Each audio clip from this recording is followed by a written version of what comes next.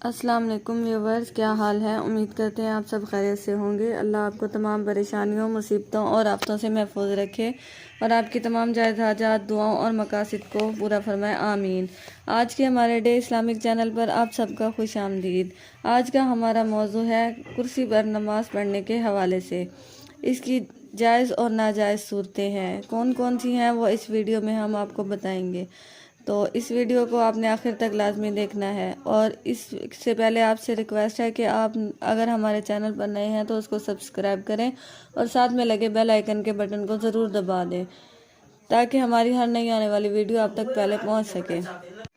تو جیسا کہ آپ لوگ جانتے ہیں کہ کرسی پر نماز ہمارے یہاں عام طور پر بزرگ یا پھر بیمار ہی پڑھتے ہیں۔ تو ہو سکتا ہے کہ اس میں کچھ ایسے مسائل ہوں جو کہ ہمیں پتہ نہ ہو، ہم نماز تو ادا کر لیتے ہیں لیکن اس کی پیچیدگیاں اور اس کی کچھ ایسے مسائل ہوتے ہیں جو کہ ہمیں پتہ نہیں ہوتا۔ تو آج ہم اس ویڈیو میں آپ کو بتائیں گے کہ اس کی جائز اور ناجائز صورتیں کون کون سی ہیں۔ آج کل کرسی پر نماز پڑھنا ایک عام سی بات ہے اور لوگ اس کی درست معلومات کے بغیر ہی کرسی پر نماز شروع کر دیتے ہیں، جبکہ اس کے اندر تفصیل ہے۔ تو سب سے پہلے تو آپ یہ جان لیجئے کہ قیام کس کے لیے فرض ہے۔ جو شخص قیام پر قادر ہے اور حقیقی سجدہ کر سکتا ہے، مطلب اس کو کوئی شرعی عذر نہیں ہے، اور اس کے لیے نوافل کے علاوہ تمام نمازوں میں قیام ضروری ہے۔ اگر قیام پر بالکل قدرت نہیں تو پھر معاف ہے، لیکن اگر سہارے وغیرہ سے قیام کر سکتا ہے اور سہارا بھی میسر ہے تو قیام لازمی ہے۔ اسی طرح اگر کچھ دیر قیام کر سکتا ہے تو اتنی دیر قیام کرے پھر بیٹھ جائے۔ کرسی پر نماز کی جائز و ناجائز صورتیں۔ جو شخص زمین پر سجدہ کر سکتا ہے یا زمین پر کوئی ایسی سخت چیز رکھ کر سجدہ کر سکتا ہے جو زمین سے زیادہ بالشت بھر اونچی ہو، یا زیادہ عذر کی صورت میں کرسی پر بیٹھے بیٹھے کرسی کی نشست کے برابر یا زیادہ سے زیادہ ایک بالشت اونچی میز یا تختے پر سجدہ کر سکتا ہے، تو یہ سب صورتیں حقیقی سجدے کی ہیں۔ ایسا شخص اشارے سے سجدہ نہیں کر سکتا، یعنی کہ اگر اس کے پاس کوئی ایسی چیز مہیا ہے کہ وہ اس کو سامنے رکھ کر، جیسے کہ میز یا پھر کوئی اور کرسی یا کوئی ایسا سٹول وغیرہ یا کوئی چیز اس کے پاس مہیا ہے جس کو وہ سامنے رکھ کر اس پر سجدہ کر سکتا ہے، تو یہ اس کے لیے ضروری ہے کہ وہ اس کو آگے رکھ کر سجدہ کرے، اور یہ حقیقی سجدے میں شامل ہو جائے گا۔ اس کے لیے اس کو اشارے کی سجدہ کرنے کی ضرورت نہیں ہے۔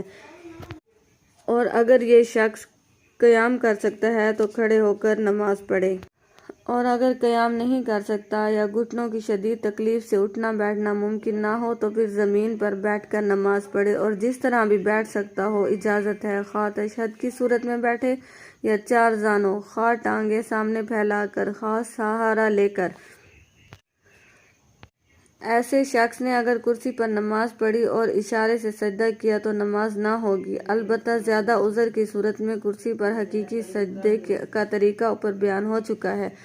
جو معذور شخص مذکورہ بالا طریقے کے مطابق حقیقی سجدہ نہیں کر سکتا، وہ زمین پر بیٹھ کر اور کرسی پر دونوں طرح نماز پڑھ سکتا ہے۔ ایسے شخص پر قیام فرض نہیں ہے۔ تو اب ہم آپ کو بتاتے ہیں کہ کرسی پر رکوع و سجود کا طریقہ کیا ہے۔ حقیقی سجدہ نہ کر سکنے والا شخص کرسی پر نماز پڑھتے ہوئے جتنا رکوع کے لیے جھکے اس سے کچھ زیادہ سجدے کے لیے جھکے۔ ایسے شخص کے لیے بعض کرسیوں کے سامنے نصب اونچے تختے پر سجدہ کرنا ضروری نہیں بلکہ مکروہ ہے۔ کرسی پر نوافل اور تراویح۔ نوافل اور تراویح انتہائی سخت عذر کے بغیر بھی زمین پر یا کرسی پر بیٹھ کر پڑھے جا سکتے ہیں، لیکن اگر حقیقی سجدے پر قدرت ہے تو زمین پر سجدہ کرنا ضروری ہے۔ کرسی وغیرہ پر اشارے کے ساتھ سجدہ کرنے سے نماز نہ ہوگی، البتہ عذر کی صورت میں کرسی پر حقیقی سجدے کا طریقہ ہے۔ جن صورتوں میں کرسی پر نماز جائز ہے ان میں بھی کوشش یہی ہونی چاہیے کہ انتہائی مجبوری نہ ہو تو زمین پر ہی نماز پڑھی جائے، تاکہ نماز کے افعال سنت کے مطابق ادا ہوں۔